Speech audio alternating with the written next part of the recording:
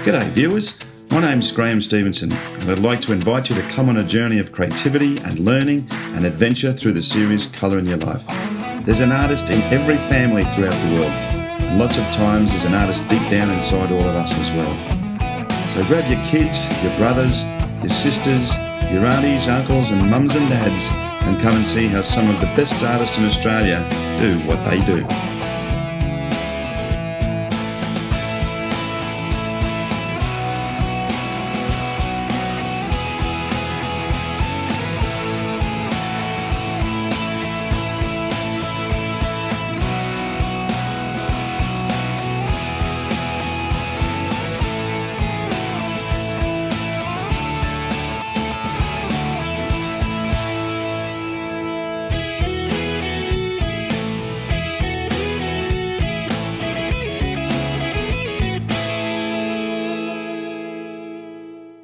Well, g'day viewers. Well, as you can see, we are in Perth in the great state of Western Australia. A beautiful area and a beautiful city. We've come here to film some pretty spectacular artists, so come along for the ride. It's going to be amazing and you're going to see some fantastic stuff. Well, hi viewers and welcome back to Colour in Your Life. We're in Perth for this trip, the beautiful state of Western Australia, and we're at the studio of a very, very talented lady, Jana Vodesil-Baruffi. Hello. Welcome to, now I got that name right, didn't I? Yes, you did. That's a tough one, that one. Jana's history is quite amazing.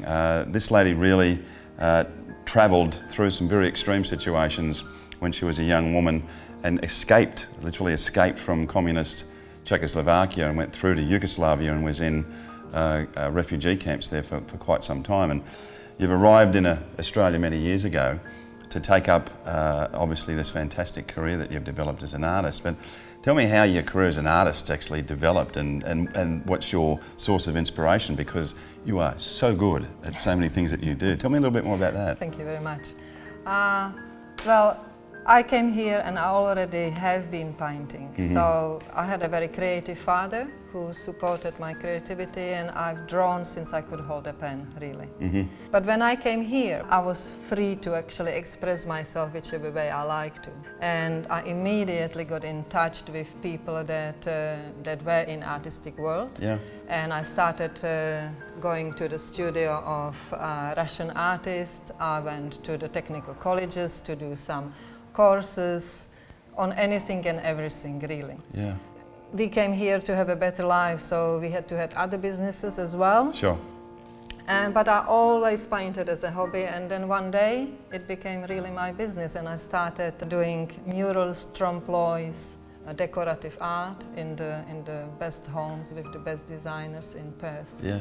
But the work is, I mean, you obviously will see the work as we go through, but the word magnificent and stupendous doesn't really come close to it, because your imagination, I mean, the imagination that you put into these works is quite extraordinary. It's some people paint landscapes, but you paint landscapes with so much emotion. It's just fantastic. But it's going to be a different show today, because we've never had anybody on the series that just does a painting with a palette knife.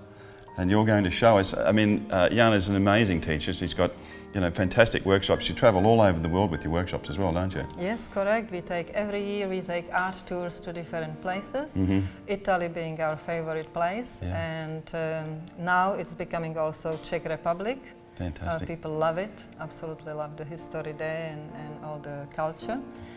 We've been to New Zealand. And this year we're planning to go to Africa in May, and in September, Italy, Tuscany again. Fantastic. I think Tuscany is probably our 6th time. Oh, that's fantastic. When, as I said, you'll see Jana's work as we go through. I would recommend you go on her workshops, particularly obviously people from Western Australia. It's a fantastic way to see the world with a very talented woman. But today, now where is this scene? Where are we going to today? Well, this is in New Zealand. Yeah. It's a Mount Cook. We just had a hotel right facing the scene, and we could see it from the windows, and it was just a beautiful, beautiful time there. Fantastic. Well, I'm going to step out of camera and I'm going to let Jana show you how to use a palette knife on a fantastic scene like this. Let's go for it. Okay.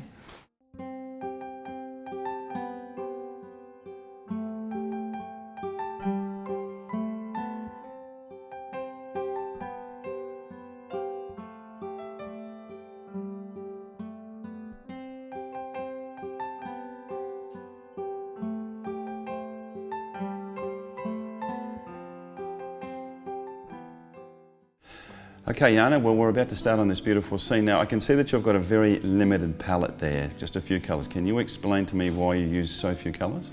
Yes, I can do that. I like to keep it really simple. Simple for my students, and whatever I teach, I'll try to do as well. So I'll lead by example, really. And so I use primary colors and black and white.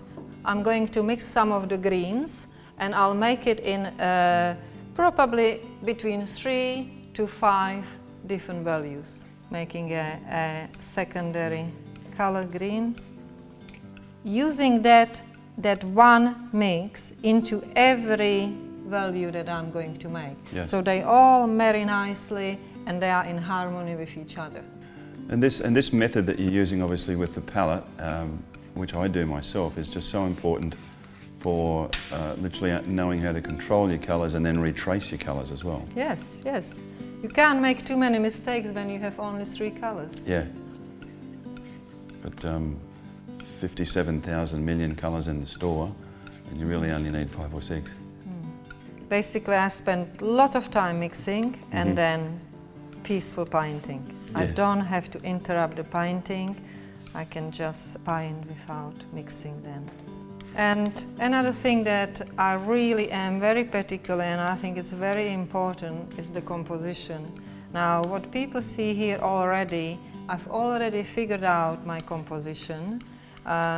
So that's really the first thing. If the composition is not correct, then anything, whatever you do later on, is not gonna really work.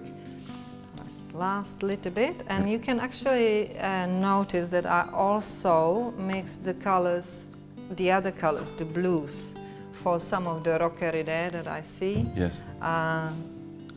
So again, 3 different values. We already have 5 values of greens, and we have 3 values of blues. Now you also notice that I'm using a different palette knife for mixing and different palette knife for painting.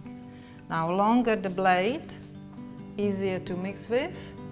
Shorter the blade and a bigger the kick, it's a painting knife and a mixing knife. Okay, so if I would like to keep this line relatively straight, not that I want it to be straight, too straight, but relatively straight, you're working upwards, yeah? Away from that line. So that bottom part's gonna be relatively straight. So the underpainting really helps me to know where the dark value is going to be, yeah?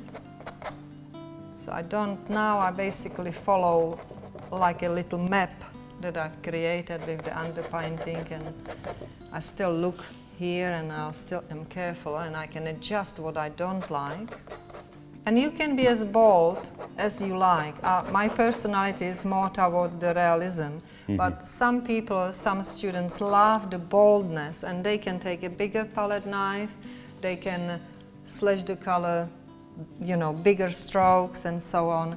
I like to keep quite realistic, so I use the smaller palette knife. So where did the influence of the palette knife, you just using the palette knife, come from?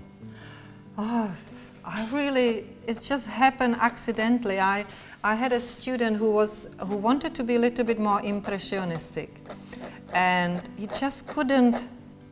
It was too tight, and I thought, how am I going to break that habit of being so particular with every little bit that he sees?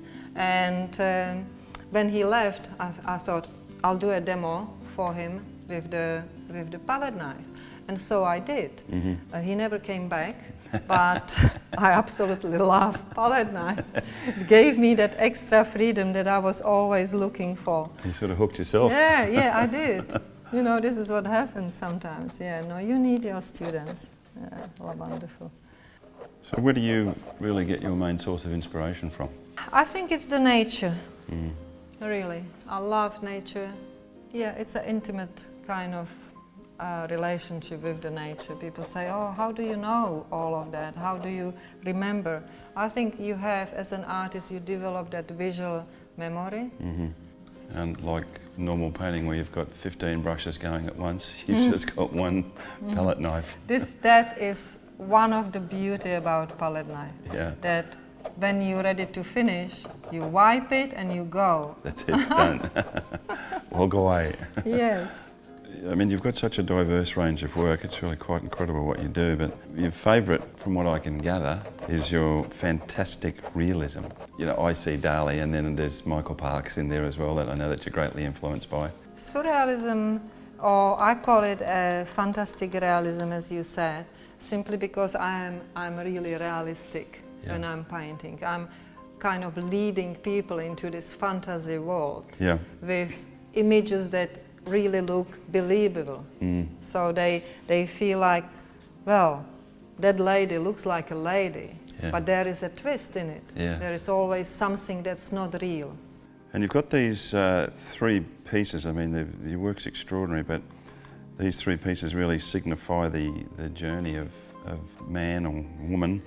But you've got one that's called Cocoon, and it looks like there's a man coming out of a box or a cocoon shape, with a tree above him as well, and then the Garden of Possibility, where he comes out of the cocoon and he sort of looks like he's celebrating the fact he's alive with all the greenery behind.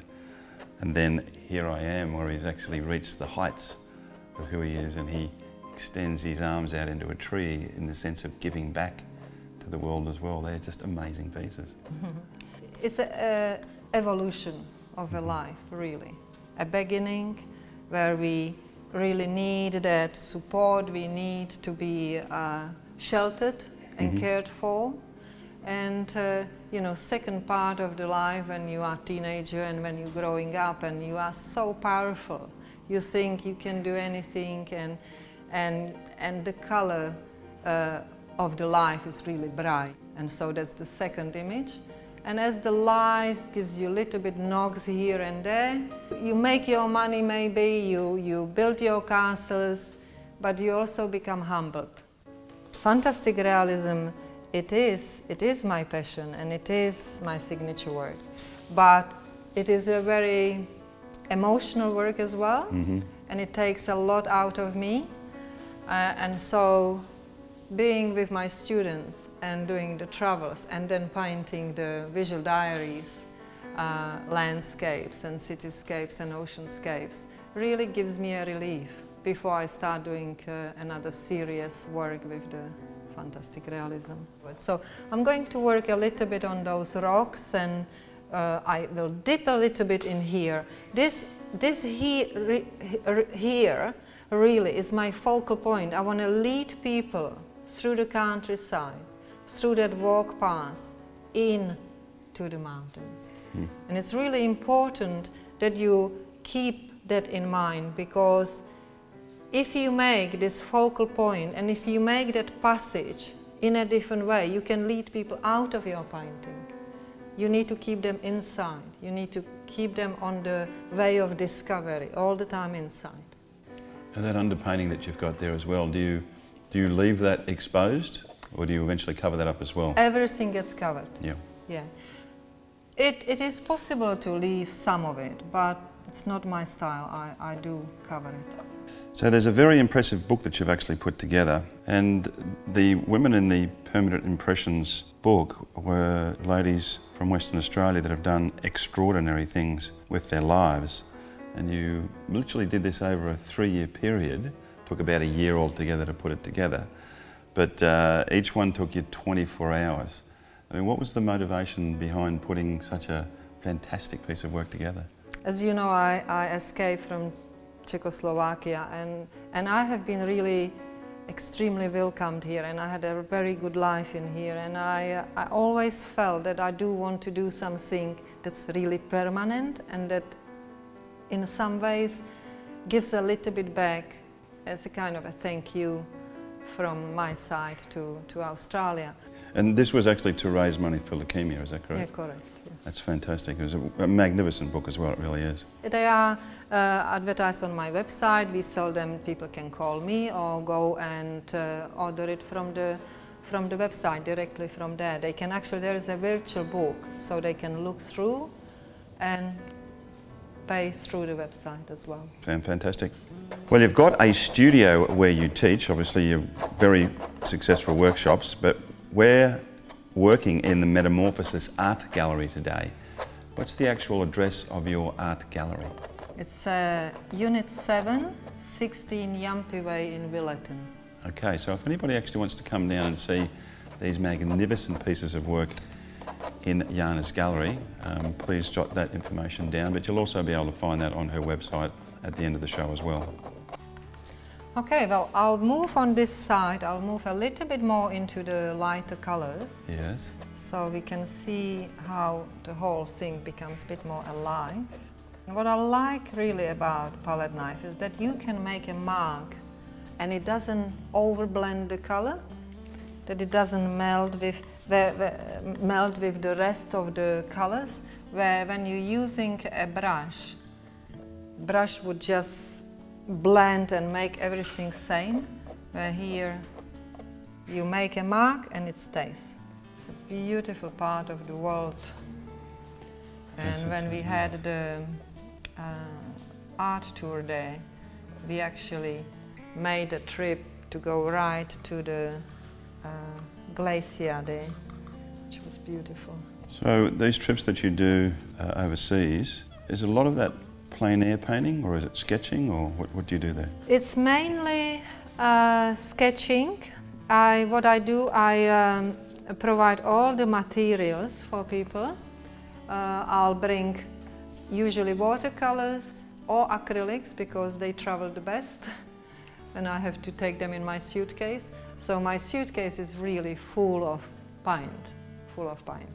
And so we do a reference painting, what I would call it. Sketches, pen and wash, bit of watercolor, and sometimes, like when we were in New Zealand, I actually have taught people to use the palette knife because it's a very fast way of painting. And we do small works, so when you sit down and do you can do it on a paper, you don't have to do it on the canvas, so on the watercolor paper or pastel paper, and you can produce the painting within 1-2 hours. So people always have a bit of a thing about grasses. They think, oh, hair. How am I going to paint all that hair and all the grass? It's not really with palette knife. It's really not that difficult. I mean, I can just flick the color a little bit upwards and there goes the grass. If I like to paint the foreground, the tree in the foreground, I do have to paint first what's behind and underneath, and then I'll paint the tree over it. So, and because of that, I will be keeping those colors rather thin, because I know I will be putting another layer of the color on top of that color. Now also for the show, you put together one of your fantastic realism pieces for us in various stages of pictures before completion, and I thought that was fantastic as it was. But you did change a number of things, and I think part of your style is finding out where certain pieces and certain items fit into the pictures that you're painting. Explain a little bit about that and how you went about that. It was a little bit unusual piece because I started it slightly different than I would normally paint. I started with looseness. I've mixed the acrylic paint into a very watery consistency, and I just poured it, helping me to create the texture under the finished work. Okay, every piece of art eventually takes over and it leads you the way it want to lead you, and you just have to listen and you have to look. I know it sounds a bit strange, but that's how it is. And if you really carefully listen and watch what it's asking you to do, then you can just fly with it. And that's how this piece really was. A little bit of a, let's do this or let's do that.